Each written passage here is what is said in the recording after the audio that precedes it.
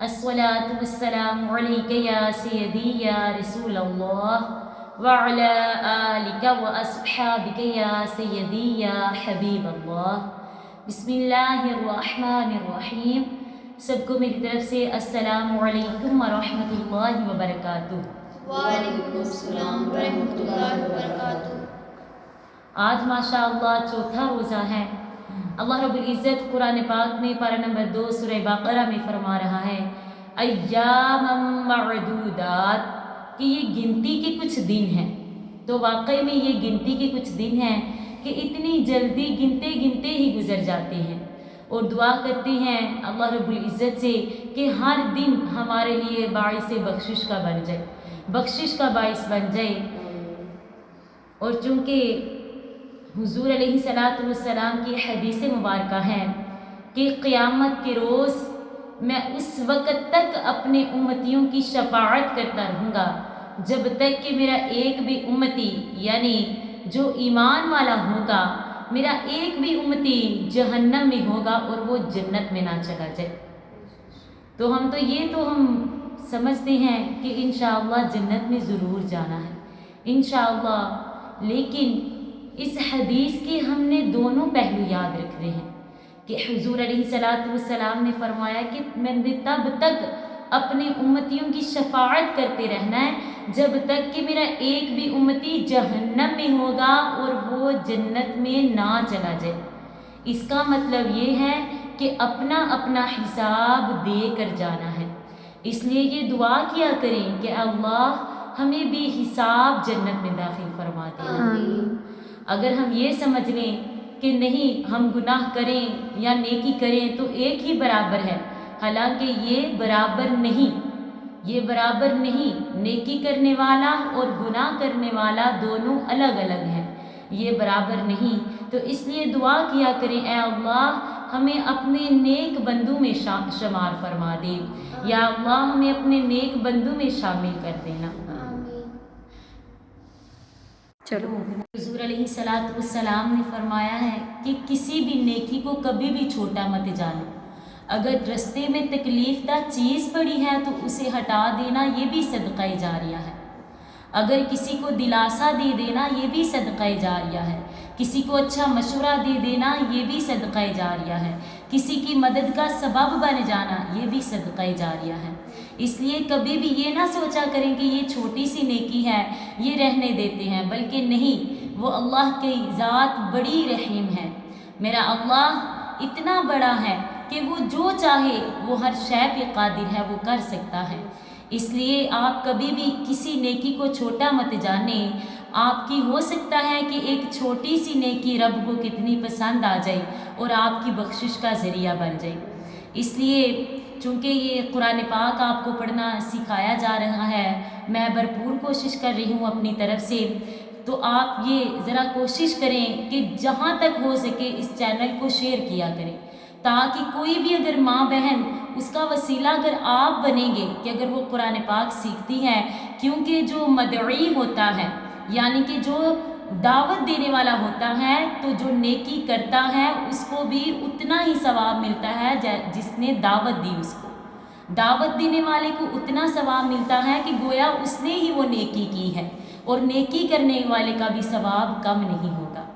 اس لیے چونکہ ہم حروف تہجی سے پڑھ رہے تھے، حروف تہجی ہم نے شروع کیے ہیں، دیکھیں نا اگر آپ کو یہ حروف تہجی پڑھنے آگے تو یہ ہمارے لیے بہت زیادہ آسانی ہو جائے گی، کیونکہ پہلا قدم ہی یہ ہے۔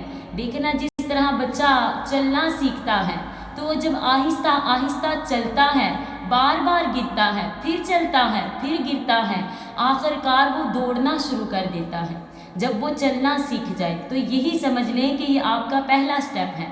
پہلا سٹیپ کیا ہے کہ آپ نے حروف تہجی صحیح مخارج کے ساتھ ادائیگی اس کی کرنی ہے، پھر انشاءاللہ آپ کو قرآن پاک بہت آسانی سے آپ کو تجوید کے ساتھ اس کو پڑھنا آ جائے گا انشاءاللہ۔ کل ہم نے چونکہ سین شین تک پڑھا تھا، شین سٹی کی آواز سے، شین زبان کا درمیان اور تالو کے درمیان سے، شین جب ہم شین پڑھیں گے تو آواز پھیلے گی منہ میں، صاد، صاد میں بھی سیٹی کی بھی آواز آئے گی اور صاد کو پر یعنی موٹا کر کے پڑھیں گے. ضاد، ضاد، ضاد زبان کی کروٹ، یہ زبان کی کروٹ ہے. زبان کی کروٹ جب اوپر کی داڑھوں کی جڑ سے لگے، یعنی کہ جہاں سے وہ داڑھیں نکل رہی ہیں وہاں ان کے مسوڑوں سے لگیں تو پھر ضاد، ضاد، طا، طا، تا کو بھی پر پڑھیں گے اور تا کا بھی وہی مخرج ہے جو تا کا مخرج تھا، یعنی نوک زبان اور ثنایا علیا یعنی اوپر والے سامنے دو دانتوں کی جڑ سے. طا، وا، وا کو بھی نرمی سے ادا کریں گے اور وا کو پر بھی پڑھیں گے، اس میں سیٹی کی آواز بھی نہیں آئے گی. اور جیسے ہم نے سا کو ادا کیا تھا، سا کو یعنی کہ زبان کا سرا ثنایا علیا اور ثنایا سفلا کے جو ہے نا کناروں سے ہم نے سا کو ادا کیا، وہیں سے سا، ذال اور ضا ادا ہوں گے. تا، دال اور طا کا ایک مخرج ہے، تا، ذال، ضا کا ایک مخرج ہے.